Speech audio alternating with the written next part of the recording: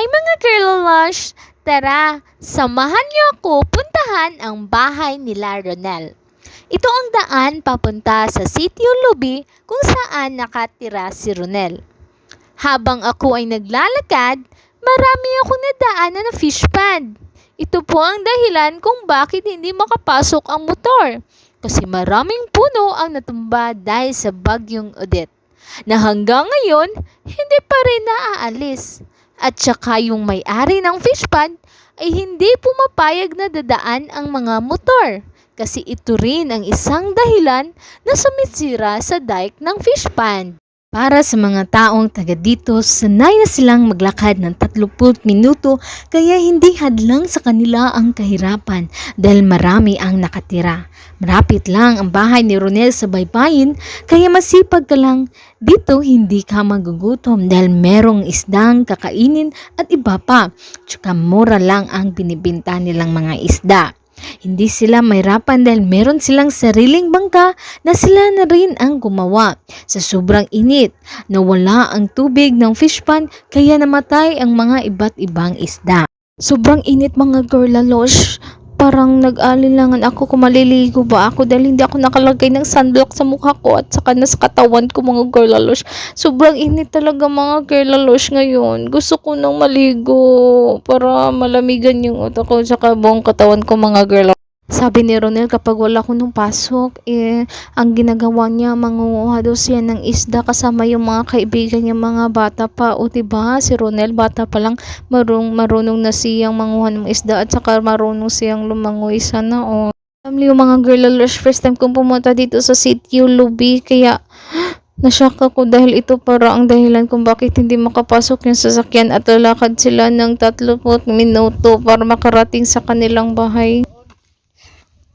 Isa ring dahilan na mahirap o problema ng taga Sitio Lubi na itawid ang motor o sasakyan dahil sa gate ng tubig kung saan lalabas at papasok ang tubig na galing sa ganitong sitwasyon mga girl-lalosh, hindi pa rin hadlang sa mga taga Sitio Lubi kung hindi sila tumira dito.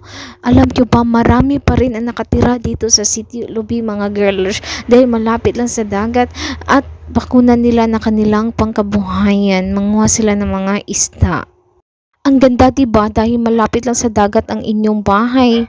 Makakabinta ka lang ng mga isda at pwede kang makakuha. Meron ka pang kakainin.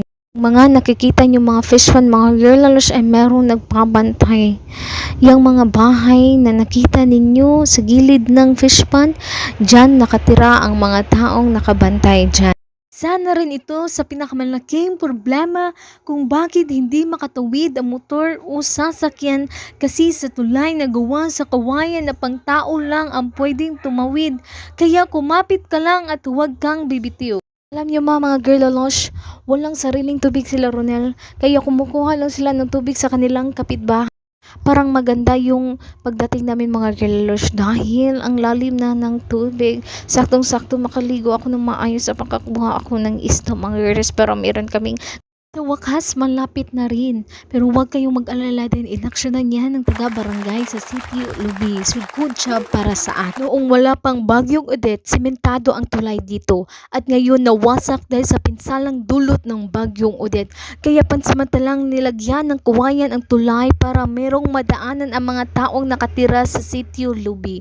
Tinawag itong Sitio Lubi dahil maraming lubing pananim noong wala pang bagyong Odette. Pero ngayon, konti na lang ang natira. Tignan ninyo ang fish pond mga girl-lalosh.